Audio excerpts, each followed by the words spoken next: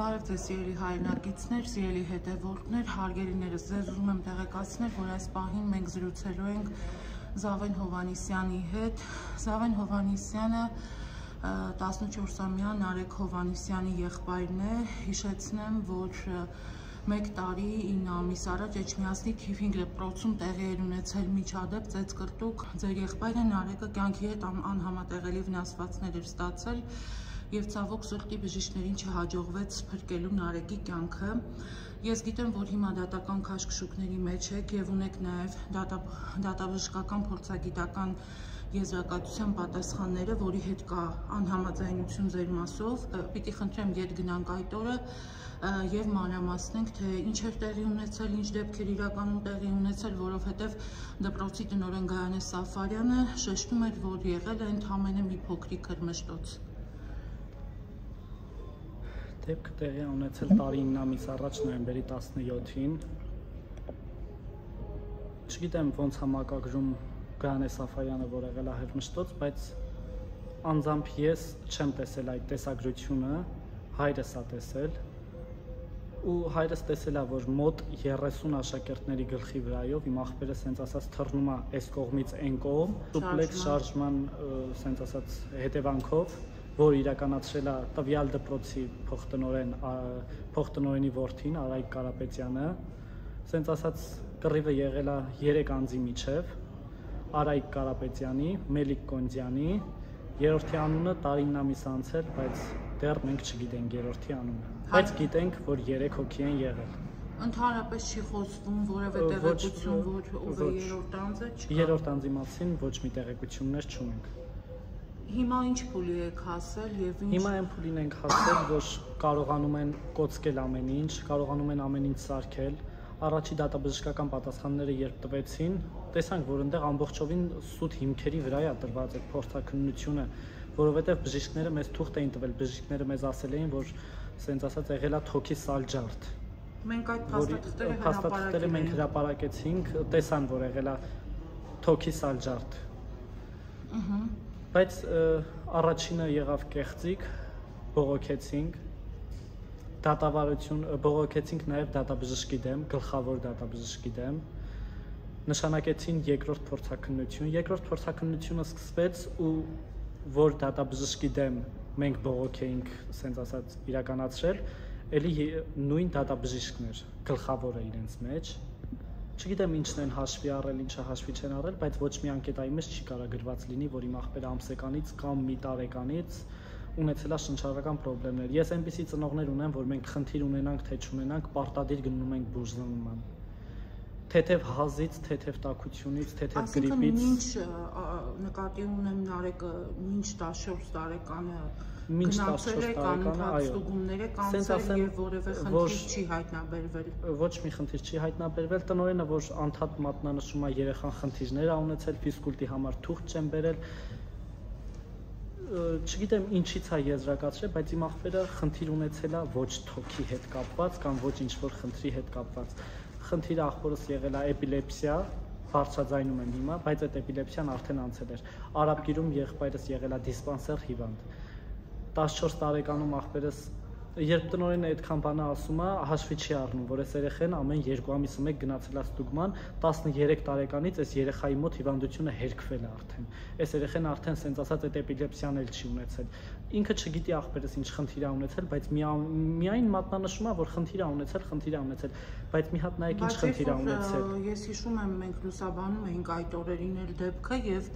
երբ որ բժիշկները պայքարում էին որ Նարեկի կյանքի համար եւ վերջում երբ որ եկավ պատասխանը նշված էր, նորից եմ կրկնում, մենք հրապարակել ենք այդ բժշկական եզրակացությունը, որ առկա է թոքերի սալջարդ։ Այո։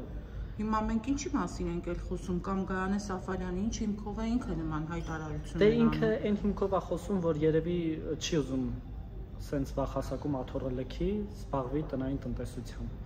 Քաղցր է այդ աթոռը բոլորի համար։ Չեր մասնակցել Նարեկի հողարկավորությանը, ճիշտ եմ հիշում։ Չեմ մասնակցել հողարկավորությանը ոչ մեկ, ոչ տնօրեն, ոչ փոխտնօրեն, ոչ մեկ չի մասնակցել։ Տնօրենը անդադար մատնանշում է, որ ծաղկեպսակ է ուղարկել, բայց ես ասում եմ, անձամբ եթե ես կամ իմ ընտանիքից մեկը տեսած լիներ այդ ծաղկեպսակը, հաստատ կուղարկեին կամ քո տան դրան դեմը, կամ քո գրասենյակի դրան դեմը։ Հիմա իր մատնանշածի վրա ավելացնեմ, ես խոստանում եմ, երբ դու մահանաս, կյանքից հեռանաս, ես իմ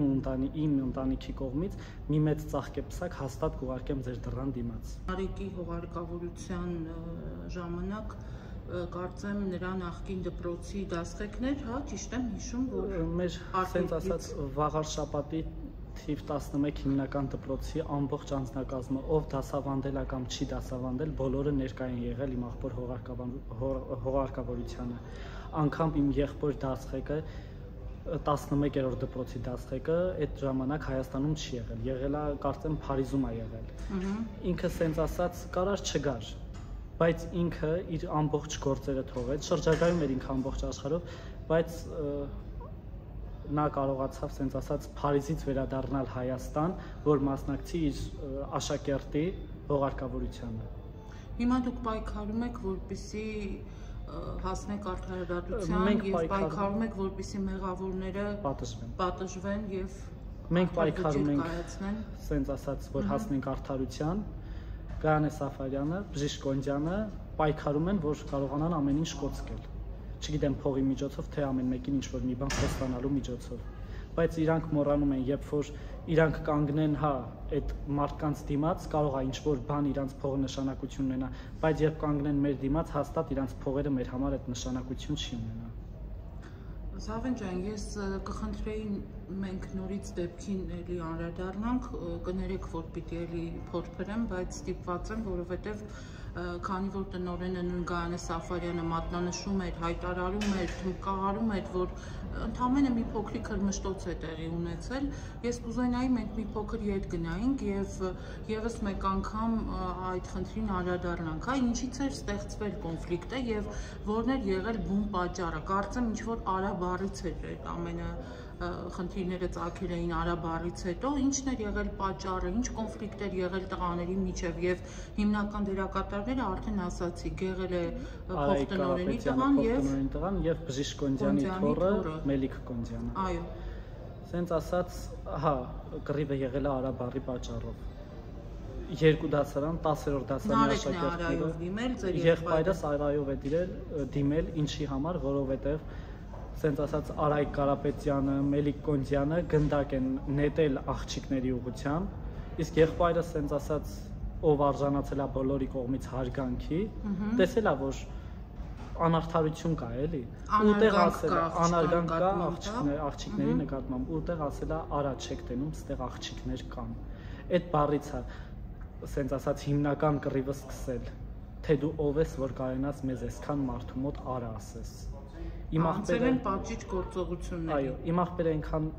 այնքան կա ու այնքան եղել է, որ ինքը 3 ամսվա աշակերտ է եղել, այն անունն է ունեցել, որ որոշ սրբապիղծներ 10-11 տարի սովորելով այդ դպրոցում այդ անունը չեն կարողացել ունենալ իրենց փոխտնօրեն մոր կամ բժիշկ պապու շնորհիվ։ Իրանք ամեն ինչը սովորեն փողով ստանալու, իրանց համար հեշտ մատուցվի, բայց չեն կարծում, որ անմեղ մարդակյանքից հեռացել ու հաստատ իրանք պատասխան են տալու այդ ամեն ինչի համար։ Բացի Գայանե Սաֆարյանից այդ նույն փաստորեն ոչ փոխտնօրենի կողմից, ոչ Կոնդյանների ընտանիքի կողմից նրանցից էլ որևէ մեկը մինչ այս պահը փորձել են ձեզ այդ, չգիտեմ, կապի դուրս գալ, զրուցել։ Ոչ մեկ չի փորձել կապի դուրս գալ։ Մի բան էլ մատնանշեմ, որ այդքան ասում են մեր երեխեն կապ չունի։ Հիմա մենք ապրում ենք այնպիսի հասարակության մեջ, որ անծանոթին կարող է օգնել։ Սկզբում եղբայրս խնդրել էր իմ հորս, որ չասի կռվից է եղել, ասել է տղերքին կրակը չգցես, այն տղերքին, այն սրբապիղծ մարդկանց, որ իրանց պատճառով մինչև հիմա իմ աղբերը չկա։ Իմ աղբերը մահացել է հենց իրանց պատճառով։ Հերս ասել էր, որ հեծանիվից է ընկել։ Սենց ասած 4 օր, 3-4 օր հիվանդանոցում այդպես պահանջով ու խնդրանքով, այո։ 3-4 օր հիվանդանոցում այդպես են իմացել։ Ու այդ 3-4 օրվա մեջ թե Բժիշկ Կոնդյանը, թե Արայք Կարապետյանի հայրը դեղորայք են բերել, որ ընդամենը չարժեր 10-20 հազար, դեղորայքը օրվա դեղորայքը արժեր 350-360 հազար դրամ։ Ուզում եմ հարց տամ, էլի մենք այնպիսի հասարակության մեջ ենք ապրում, որ 360 հազար դրամ դուք անծանոթին պատրաստ եք օգնել։ Ինչի են մատնանշում կապ չունեն, եթե կապ չունեն, ինչու են գումարով գալի մեզ օգնել։ Սենց ասած իրանց գումարը օգնել չէ, էլի։ Իրանք մտածում էին դեղորայքով կամ հա ինչ որ իրանց կարճ խելքով, իրանց կարճ ուղեղով փորձել են սենց անենք, որ իրանք չբողոքեն, էլ չեն մտածել, որ իմ ախպոր խնդրանքով այդքան եղել, բայց հետո երբ հասկացանք, չէ, այս սովորական դեպք չի, որ 3-4 օր հիվանդանոցում պարկենք, գնանք տուն ու անցնենք մեր առօրյա կյանքին, այլ ավելի լուրջ խնդիր է, դրա համար մենք արդեն սենց ասած ինչ կար այնպես էլ ասեցինք, ոնց եղել է դեպքը։ Մենք երբ հասկացանք, այս այն դեպքը չի, որ 3-4 օր հիվանդանոցում պարկելուց հետո մենք գնանք տուն ու անցնենք մեր առօրյա կյանքին, որոշեցինք, որ արդեն ճիշտը ասենք, ոչ թե ճիշտը, այդ վաղտ արդեն ախպերս կոմայի մեջ էր ու սենց ասած մեր համար ավելի կարևոր էր իր կյանքը, իր մեր կողքին լինելը, քան թե իր խնդրանքը, որ որոշ ստահակների անուններ չտանք կամ չասենք ինչից ախպերս հայտնվել հիվանդանոցում։ Փաստորեն դեպքից հետո, երբ որ դպրոցում եղել է այդ կոնֆլիկտը տղաների միջև, կարծում եմ դպրոցում անհնար էր, որ որևէ մեկը տեղյակ չլիներ, որ տղաների մեջ կա խնդիր, կա կոնֆլիկտ, այսինքն դպրոցի կողմից որևէ քայլ, որևէ այսպես ասեմ կանխարգելիչ գործողություն էլ փաստորեն այդ օրերին փորձ չի արվել, որևէ մեկը չի միջամտել։ Ոչ մի բան չի եղել։ Դեպքից հետո սենց ասած հայրս գնացել է Էջմիածնի հետ նույն դպրոցը, 5-րդ դպրոցը, բայց չի կարողացել տնօրենի հետ սենց ասած տեսնել, խոսել, թույլ չէին տվել, այդ չի կարողացել խոսալ պապաս տնօրենի հետ ու դրանից հետո հայրս էլի հետ է վերադարձել հիվանդանոց։ Բժիշկները մեզ ասել էին, որ թոքի սալջարդ է, այդ թուղթը միջև հիմա կա, այդ թուղթը հրապարակվեց, ամբողջը տեսան։ Հիմա որ մարդիկ ասում են առանց հիմքերի, առանց ինչ որ բաների խոսում են, օդից վերցած խոսքեր են, չէ, օդից վերցած խոսքեր չեն։ Ամբողջ ապացույցները կան։ Դատաբժշկական փորձագիտական այդ քննության արդյունքները հիմա փաստորեն հակադրվում են բժիշկների կողմից դրված եզրակացության հետ, ճիշտ հասկացա, որ հերքում են, ինչի համար, որովհետև բժիշկ Կոնդյանը կարողացավ գնել դատաբժիշկներին, բայց չկարողացավ գնել բժիշկներին։ Բժիշկները միջև վերջ իրանց ճիշտ սենց ասած եզրակացությունը տվեցին, թուղթը տվեցին նկարով, եզրակացությունը տվեցին, որ սալջարդ է, թոքի սալջարդ է։ Այս պահի դրությամբ փաստորեն որևէ մեկը այդ դերակատար մասնակիցներից կռվից, այս կրկուկի մասնակիցներից որևէ մեկը պատիժ չի կրում, որևէ մեկը պատասխանատվության չի ենթարկվել, ազատության մեջ են, սենց ասած իբր թե ոչինչ չի եղել, իրենց առօրյա կյանքն են վայելում, բայց մոռանում են, որ իրենց պատճառով մի անմեղ երեխա հիմա մեզ հետ չի։ Նույն իրավապահների հետ կապված, ինչպես եք գնահատում նրանց աշխատանքը մինչ այս պահը եւ արդյոք չեն եղել ձեր կողմից էլ հարցադրումներ, թե ինչու է ստացվել այնպես, որ այդ մասնակիցները մինչ այս պահը ազատության մեջ շրջում են։ Սենց ասեմ, իրանք բավարար պատասխաններ չեն տալիս մեզ։ Իրավապահները մեզ բավարար պատասխաններ չեն տալիս։ Ենթադրություն իրավապահները բոլորը գնված են։ Եթե տարին ամիս անցել մահը գրանցվել, չեն կարողանում իրանք ոչ մի բան անել, ուրեմն այս գործի իրանք չեն գլուխ բերի կամ չեն ուզում գլուխ բերել։ Իրականում երբ իմացաք, որ Նարեկի մոտ արդեն ցավեր կան, խնդիրներ կան, կարծեմ ոտքից է, չէ՞, սկսել դժգոհել, որ ցավեր ունի։ Ոտքի հատվածում եղել է, ոտքի սալջարդել է եղել իր մոտ, ամեն ինչ սկսել է ոտքից։ Մենք կռվի հաջորդ օրը, նոյեմբերի 17-ին կռիվ եղավ, նոյեմբերի 18-ին մենք մոտեցել ենք Էջմիածնի, սենց ասած մեր հիվանդանոց, որտեղ ստուգել են, ոտքը ասել են սալջարդ է, եղունգն են նկատել ինչ-որ մի բան, եղունգը հեռացրել են, ասել են թարախ է հավաքվել։ Կռվի հետևանքով, երբ որ եղբայրս գետնին է եղել, ոտով են խփել, քացով են խփել, սենց ասած կանգրել են ձեռքի վրա։ Դպրոցի ներսի ֆիզկուլ դահլիճում որ չի եղել, կռիվը դրսում է եղել, սենց ասած շիլակ է եղել դուրսը, շիբին է եղել լցրած, կարմիր ավազ է եղել։ Դրա հետևանքով երբ որ կայնել են ձեռքի վրա, ճղվել է ձեռքը ու եղունգի տակ ինֆեկցիա է անցել։ Երբ եղունգը հեռացրել են, որ ավելի ինֆեկցիան չխորանա, տնօրենը մենակ այդ է մատնանշում, բայց էլ չի ասում, որ հիվանդանոցում գիտեք ինչ կա, այդ եղունգը անընդհատ մշակել են, անընդհատ սենց ասած բորբոքային մասը հեռացրել են։ Եվ ինչն էր պատճառը, որ բանը հասավ եղունգի հեռացման։ Պատճառը հենց կռիվն էր։ Եթե կռիվը չլիներ, չէր լինի ոտի սալջար, չէր լինի թոքի սալջար, չէր լինի եղունգի, ասենց ասած թարախակալում, որը արյան հետևանքով արդեն լուրջ խնդիրներ է առաջացնում։ Ամեն ինչի ասենց ասած հիմնական պատճառը կռիվն է։ Եթե կռիվը ունեք կասկածներ, որ հիմա կոնկրետ փորձում են ծածկադմփոց անել եւ ոչ թե կասկածներ, հենց համոզված ենք, որ ամեն ինչ կատարվում է այս ծածկադմփոց հենց ասվածը։ Եվ դրան մասնակից են։ Եվ դրան մասնակից են գլխավոր մասնակիցը Բժիշկ Կոնդյանը։ Էջմիածնի Բժիշկ Կոնդյանը։ Ասում են ամուր կապեր ունի, շատ տարբեր էսպես շրջանակների շատ շշուկներ են պատտվում, ասենց ասած Կոնդյանի անվան շուրջ։ Շատերն են ասում, որ շատ լուրջ կապեր ունի, բայց ինչքան էլ լուրջ կապեր ունենա, Հայաստանում կարող է չկարողանանք մենք հասնել արդարության, բայց ի վերջո Եվրոդատարանով երկրներում մտադրություններ գնալու եք։ Այո, պատրաստ ենք։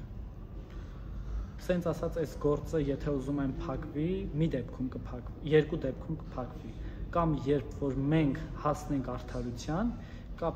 կամ եւ իրենց հոժար կամքով, իրենց երեխային կամ իրենց թոռանը բերեն հանձնեն մեզ։ Երկու դեպքում գործը կփակվի։ Կամ հասնեն մենք արդարության, կամ իրենց թոռանը, իրենց երեխային անձամբ բերեն հանձնեն մեզ։ Սպասել եմ տարին ամիս, թեկուզ եթե իմանամ արդարության հասնեմ, սպասեմ 5 տարի, բայց պիտի հասնեմ արդարության։ Եթե չհասնեմ արդարության, արդեն մենք մեր ձևով կհասնենք արդարության։ Հա, իրանք կարող է ուրախանում են։ Մտավախություն չունեք, որ ձեր հայտարարությունները կարող են նաև ձեզ վտանգել, կարող են նաև ինձ սենց ասած պատասխանատվության առումով։ Չէ, ինչ վտանգ կար արդեն եղել է։ Իմ ամենամեծ վտանգն էր, որ իմ աղբերը հիմա իմ կողքը չի։ Սրանից մեծ ավելի վտանգ ես չեմ կարող պատկերացնել ինչ կարա լինի։ Ամենայն մեծ վտանգ, ամենայն մեծ խնդիրը այն էր, որ իմ եղբայրը 14 տարեկան հասակում հեռացավ որոշ տահակների պատճառով։ Ճուններս անբացատրելի է։ Այն մարդը, որ տեսել է իր անչափահաս 14 տարեկան աղբոր դիակը ու պատճել է ասենց ասած սառնացած իր ճակատը, մինչև հիմա այդ սառնությունը իմ աչքերի, իմ շուրթերին է։ Ես ցանկանում եմ նույնը իրանց, որ իրանք զգան իրանց երեխայի, իրանց աղբոր ճակատի ասենց ասած սառնությունը։ Մինչև հիմա այդ սառնությունը ամեն անգամ երբ պարկում եմ քննելու, այդ նույն տեսարանը իմ աչքի առաջ է։ Դատաբժիշկները կարողանում են ամեն ինչ ասենց ասալ վաճառել, ամեն ինչ կոծկել։ Դատաբժիշկներին մի բան եմ ցանկանում իրենց հոր, իրենց եղբոր կամ իրենց երեխայի դիակները դնեն իրանց առաջ ու իրանց ասենց ասած վարձատրեն, որ իրանց հարազատի սպանությունը ասեն իբր թե պատահականությունը կամ սպանություն չի։ Իրանք եթե կարողացան իմ աղբոր սպանությունը մատնանշել, մակագրել իբր թե սպանություն չի, հաստատ իրանք իրանց երեխայի, իրանց հոր, իրանց եղբոր սպանությունն էլ կկոծկեն ինչ որ կլորի գումարի դիմաց։ Հաճախակի եք այցելում Նարեկին, Զավեն։ Ամեն շաբաթ մեր մոտ սենց ասած այնպես է, որ մենք ամեն շաբաթ օր գնում ենք եղբորս մոտ։ Կարող ամեն շաբաթ չգնանք 3 օրը մեկ։ Դու ինքդ մենակ այցելում ես, զրուցում ես։ Հանգստությունս ընդդեմ։ Մենք մեր հանգստությունը գտնում ենք իմ աղբոր Շիրիմում։ Սառնացած անկենդան մարմնի մոտ։ Երբ որ մենակ ես գնում, ինչ զրույց ես ունենում այդ պահին։ Ինքդ քեզ հետ, Նարեկի հետ։ Չէ, աղբորս հետ եմ զրուցում, ինքս իմ հետ չեմ։ Ես խոսում եմ իմ աղբոր հետ, թե իմ մտքում, թե բարձրաձայն։ Զավեն, դուք ասացիք, որ պատրաստ եք դիմելու մինչև Եվրոդատարան, որպեսզի հասնեք արդարության։ Հիմա փաստորեն ձեզ ներկայացրել են դատաբժշկական փորձաքննության արդյունքների արդեն երկրորդ անգամ դիմելուց հետո, հա։ Երկրորդ կեղծիքն է, ասենց ասալ, մատուցել մեզ։ Եվ ինչ էր այս անգամ պատասխանի մեջ նշված։ Նշեցի, որ իբր թե երեխան մի տարեկանից կամ ամսեկանից եղել է հիվանդ, շնչառական խնդիրներ ա ունեցել, բայց իմ աղբերը այդ խնդիրները չի ունեցել։ Չգիտեմ որտեղից են վերցրել, անգամ անկետայի մեջ այդպիսի բան չէր կարող գրված լիներ։ Թեկուզ եթե ավելացնեն իրանք անկետայի մեջ, հաստատ արդեն անզեն աչքով կտեսնվի, որ գիտեք ինչ կա, այս 2008-2009 թվի թուղթ չի, որ ավելացրել են, այս նոր թուղթ է, ասենց ասած հնի գրվածքը, հին թղթի մաշվածքը հաստատ չի ունենա այն նոր, ասենց ասած իրենց ավելացրած կեղծիքը։ Եվ եւս մեկ անգամ հերքում եք, որ իրականում Նարեկ Հովհաննիսյանը երբեք ոչ մի խնդիրներ իր եղբայրը թոքի հետ կապված կամ արյան հետ կապված չի ունեցել։ Իմ աղբոր խնդիրը եղել է լրիվ ուրիշ խնդիր, այդ խնդիրը անցել է, որ մատնանշում են անգամ ֆիզկուլտուրայի թուղթ չի բերել, չգիտեմ ինչից են մատնանշում, բայց եղբայրս դեպքից մի տարի առաջ արդեն ասենց ասած էպիլեպսիա ուներ իր մոտ, բայց այդ էպիլեպսիան էլ չի ունեցել, դեղերը քիչ-քիչ հեռացրել են։ Անգամ երբ որ դատաբժիշկները աշխատեցին կամ բժիշկները եղբայրս երբ որ հիվանդանոցում պարկած էր, իրանք էդ էլ ստուգեցին ու ասեցին ձեր երեխան առողջ է, էպիլեպսիան չունի ձեր երեխան։ Իսկ առաջինի պատասխանները, որ անընդհատ ասում էին կորոնա է, մենք ասենց ասած, չգիտեմ, երևի ներքին զգացողություն ունեինք, բժիշկները մեզ հուշեցին, որ կարող ենք կորոնայի անալիզ հանձնել ուրիշ լաբորատորիայում, մենք եղբորս արյունը տարանք ու անալիզ հանձնեցինք լաբորատորիայում, տեսնենք կորոնա կա թե չէ։ Եվ թոքերի հետ խնդիր կա թե ոչ։ Թոքերի հետ խնդիր կա թե ոչ։ Չկար։ Խնդիրներ չկար։ Կորոնան հերքվեց, ասենց ասած այդ վաղ եղբորս մի տեղ պիտի սենց ասած ներարկեին, եթե կորոնա ունենար, չգիտեմ, չէր կարելի սենց ասած այդ դեղը ներարկել, ու այդ դեղը սենց ասած ոչ 100-200 հազարի հետ էր կապված, այլ 2.5 միլիոն մի ամպուլան էր, որը ուզում էին ներարկել։ Բժիշկները մեզ ասեցին, եթե ձեր երեխան կորոնայով վարակված լինի, պետությունը կես գինը վճարում է։ Մենք տարանք աղբորս Արունը հանձնեցինք լաբորատորիայում ու ասեցին ձեր երեխան կորոնա չի, ձեր երեխան այդ հիվանդությունը չունի։ Հասկանալի է։ Այդ դեպքում ինչի հիման վրա են նման եզրակացության եկել այդ նույն դատաբժշկական կոնջանի կլորի գումարների վրա։ Պատասխանատու չէ նման հայտարարություն անելը Զավեն ջան։ Ոչ։ Վստահ եք, որ այդպես է։ Այսքան վաղ ես ինչ խոսեցի, վստահ խոսեցի։ Ամբողջովին անկեղծ եղա, հաստատ սենց ասեմ, մեզ պետք չի, եթե ինչ-որ ուրիշ պատրվակով եղած լիներ, մահը վրա հասած լիներ, մեզ պետք չէր լինի անմեղ մարդկանց մեղադրելը։ Սենց ասած, մեր հետաքրքրասեր որոշ հայություն, որ իրոք այս օդից մարդկային ճակատագրի մասին ենք խոսում, այստեղ հետաքրքրությունների դաշտից դուրս է, այստեղ կա պատասխանատվության խնդիր, կա արդարադատության հետ առերեսվելու խնդիր եւ այստեղ սա չպիտի նախադեպ եւս մեկ անգամ հանդիսանա, որ որևէ մեկը մտածի, որ կարող է անարգել հանցագործություն կատարել եւ մնալ անպատիժ։ Եվ դուք ասացիք նաեւ, որ պատրաստվում եք կարծեմ նամակ ուղղել կառավարությանը, հա, ինչքանով որ հասկացա։ Սենց ասեմ, հիմա էլ կարող եմ դիմել մեր վարչապետին, մեր նախարարներին, սենց եթե չեք ուզում, սենց ասած, այս հասարակությունը ծնի եւս մեկ մարդասպան, եթե չեք ուզում լինի ծածկադմփոց, հետևեք ձեր նշանակած, չգիտեմ, քննիչներին, փորձագետներին, հետևեք, որ արդար դատեն,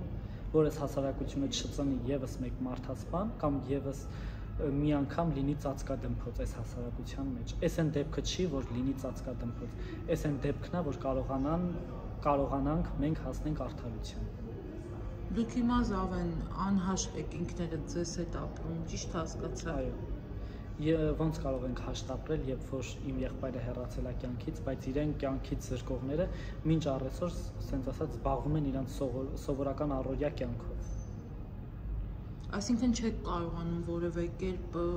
չի մեղմվում այդ ցավը եւ որևէ կերպ չեք կարողանում վերադառնալ կյանք եւ չեք կարողանում ձեր ներքին խաղաղությունը որևէ կերպ ներքին խաղաղությունը ինձ թվում է երբեք չեմ կարող գտնել։ Հա հիմա կարող է ինչ-որ միտեղ տեսնեն ժպտալուց ինձ, ուրախանալուց ինձ, բայց էլ հաշվի չեն առնի, որ այս մարդու ներսում մի այնպիսի մեծ փոթորիկ է, մի այնպիսի մեծ ցավ է, որ ինքը այսքանին դիմակայելով կարողանում է ժպտա, կարողանում է ինչ-որ միտեղ դուրս գա։ Իմ ցավը իմ ցավն է։ Ես պիտի սենց ասած իմ դիմացինին փոխանցեմ իմ վատ տրամադրությունը։ Ես կարող եմ ինձ զսպեմ, բայց հաստատ ես մինչև վերջ իմ մեջ ապրելու եմ սենց ասած անհաշտ ու անխաղաղ կյանքով։ Զավեն վստահ եմ, որ ձեր խոսքը այնտեղ է հասնելու եւ էջմիածնում էլ եւ այդ նույն անձինք էլ ում մատնանշեցիք, ում մասին դուք անունները հնչեցրեցիք, հա, այս զրույցի շրջանակներում, վստահ եմ, որ նրանք ձեր խոսքերից հետո համենայն դեպս շատ-շատերը որոշակի հետևություններ թերևս կանեն։ Ինչ եք կարծում, ձեզ այս ընթացքում էլ դուք ակտիվ պայքարել եք եւ ձեր խոսքը հնչեցրել եք, որ պիտի անպայման տեղի ունենա արդարադատություն, որ պիտի մեղավորները պատժվեն եւ այլն։ Այս ընթացքում որևէ կերպ փորձ, չգիտեմ, այսպես կասկածելի որևէ դրվագներ նկատել եք, որ ձեզ փորձեն, չգիտեմ, թեկուզ մեսիջներով անհանգստացնել, ինչ որ մեսիջներ ուղարկել, որևէ մեսիջ ստացել եք ձեր ակտիվ այս պայքարի շրջանակում, այս պայքարի ճանապարհին, չգիտեմ, փորձեն ձեզ անհանգստացնել, լռեցնել ինչ որ կերպ, նման փորձեր եղել են թե ոչ։ Չէ, նման փորձեր չեն եղել։ Հուսամ երևի չեն էլ լինի, հասկանալով իմ ցավը, հաստատ չեն կարող ինձ լռեցնել։ Կարող է մեկ ուրիշին կարողանան լռեցնել, բայց ինձ ու իմ ընտանիքի անդամներին ոչ մեկ չի կարող լռեցնել։ Որևէ մեկից վախեր չունեք եւ ոչ մեկից անհանգստություններ չունեք։ Իմ անհանգստությունը միայն հիմա այն է, որ իմ աղբերը իմ կողքը չի։ Ուրիշ ոչ մի անհանգստացնող փաստ ես չունեմ։ Հիմա դուք սպասում եք, որ այս երկրորդ պատասխանի հետ կապված նորից բողոք եք իդեպ ուզում ներկայացնել, թե ինչ եք պատրաստվում։ Կարծեմ Հայաստանում 3 դատաբժշկական փորձաքննություն առնում չեղարկել, հերքել, սենց ասած նոր է նշանակել։ Երկու հատ արել ենք, երրորդ իմաստ չկա։ Երրորդը եկեք սենց ասեմ, այնքանով իմաստ չկա, Կոնդյանի փողերը մի քիչ իրան մնա, էլի, առաջինը գնեց, դատաբժիշկներին երկրորդը գնեց, դե երրորդի համար թող իրան մի քիչ ապրուստի գումար մնա, երրորդը չենք նշանակի, բայց երրորդը արդեն ուրիշ ձև կհասնենք մենք արդարության։ Լինի դատական նիստերով, դատական կարգերով, դատարանից դատարան դռներ այցելելով, թե Եվրոդատարան հասնելով։ Մենք հետևողական ենք լինելու այս դեպքի մանրամասները ջրի երես հանելու եւ հետևողական ենք լինելու մինչև վերջ հասկանալու թե ուր է հասնում այս պատմության, այս թնջուկի թելերը։ Շնորհակալ եմ ձեզ պատասխանների համար, Զավեն ջան, ձեզ համբերություն եմ մաղթում։